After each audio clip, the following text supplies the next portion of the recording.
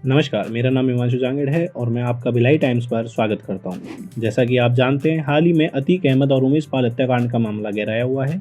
तो आज हम इस केस पर अपनी नजर डालेंगे और आपको बताएंगे कि यह आखिर पूरा मामला क्या है। दरअसल इस मामले की शुरुआत 25 जनवरी 2005 को हुई।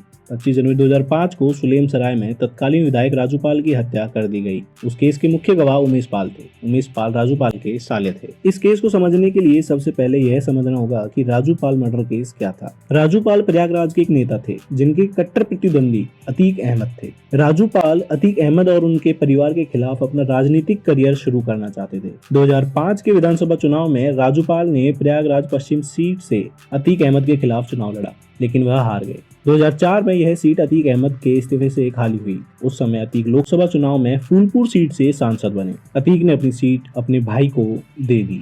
चूंकि अतीक पूर्व मुख्यमंत्री मुलायम सिंह यादव के करीबी सहयोगी थे, इसीलिए राजूपाल को यादव की कट्टर प्रतिद्वंदी मायावती का समर्थन मिला। उन्हें बीएसपी से टिकट मिला और खालिद को उन्होंने 4,818 सीटों के मामूली अंतर से हरा दिया। 1989 के बाद से 5 बार इस सीट को जीत चुके अतीक अहमद को राजूपाल की वजह से पहली बार हार का सामना करना पड़ा।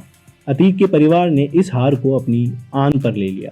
25 जनवरी 2005 को RSN अस्पताल से लौट रहे राजूपाल इस हॉस्पिटल में एक लड़के का पोस्टमार्टम करवाने आए थे।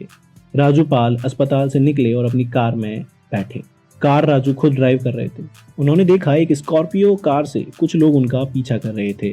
रास्ते में पाल अपने समर्थक सादिक खान की बहन रुखसाना को लिफ्ट देने के लिए रुके। नेहरू पार्क के सुलेम सराय से कुछ मीटर की दूरी पर कार में सवार हमलावरों ने राजूपाल की कार को कब्जे में ले लिया और कुछ ही सेकंड के भीतर धड़ाधड़ फायरिंग शुरू कर दी। उस दिन राजूपाल को मारने के लिए लगभग 25 शार्प शूटर आए थे और उनके पास सभी तरह के अत्याधुनिक हथियार थे। पोस्टमार्टम रिपोर्ट में 15 से ज्यादा गोली लगने की बात सामने आई। राजूपाल की मौके पर ही मौत हो गई। उनके साथ उनके 2 बॉडीगार्ड संदीप यादव और देवीलाल की भी मौत हो गई।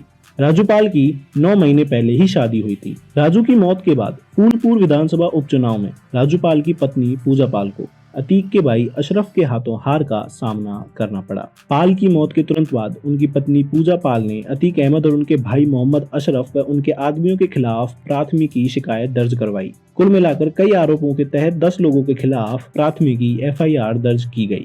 राजूपाल हत्याकांड के मुख्य गवाह उमेश पाल थे। अब उमेश पाल पर खतरा मंडराने लगा। अतीक ने कई लोगों से यह कहवाया कि अगर उमेश पाल इस केस से नहीं हटे तो उन्हें दुनिया से हटा दिया जाएगा, लेकिन उमेश नहीं माने। 28 फरवरी 2006 को उमेश का अपहरण कर लिया गया।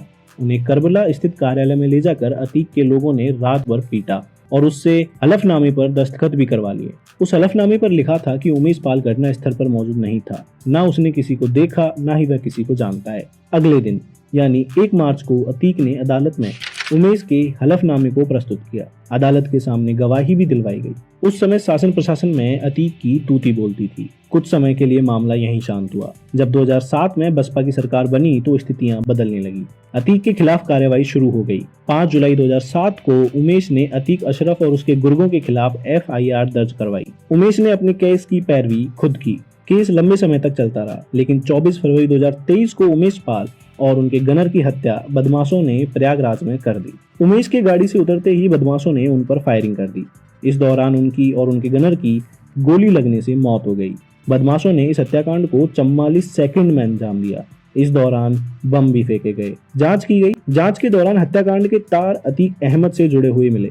उमेश की पत्नी ने पुलिस में अतीक अहमद और 14 लोगों के खिलाफ मामला दर्ज करवाया। प्रयागराज में अतीक अहमद के करीबियों की संपत्ति पर बुलडोजर भी चला दिया गया। उमेश पाल हत्याकांड में 2 आरोपियों उस्मान चौधरी और अरबाज का एनकाउंटर किया गया। प्रयागराज के कौंदियारा इलाके में हुई मुठभेड़ के दौरान उस्मान चौधरी को गोली लग गई। उसे घायल अवस्था में इलाज के लिए अस्पताल ले जाया गया। हालांकि उसकी मौत रास्ते में ही हो गई थी। अगर हम उस्मान के बारे में बात करें तो उस्मान पहले हिंदू था। उसने अपना नाम विजय कुमार से उस्मान परिवर्तित किया व धर्म परिवर्तन भी करवाया। उस्मान पर पुलिस ने 50,000 का इनाम रखा था। इससे पहले CCTV में उसकी पहचान नहीं हो पाई थी, वह सिर्फ अज्ञात था। पुलिस ने उमेश पाल हत्याकांड में शामिल दोषियों पर 2.5 लाख से बढ़ाकर 5 लाख इनाम किया। साथ ही अतीक अहमद के दोनों बेटों को बाल सुधार गृह में भेजा गया। नाबालिग होने के चलते दोनों बाल संरक्षण केंद्र में रहेंगे। इस केस की जांच के दौरान मुख्तार अंसारी से भी तार जुड़े हुए मिले हैं। इस केस में MP MLA कोर्ट ने 28 मार्च 2023 को फैसला सुनाया।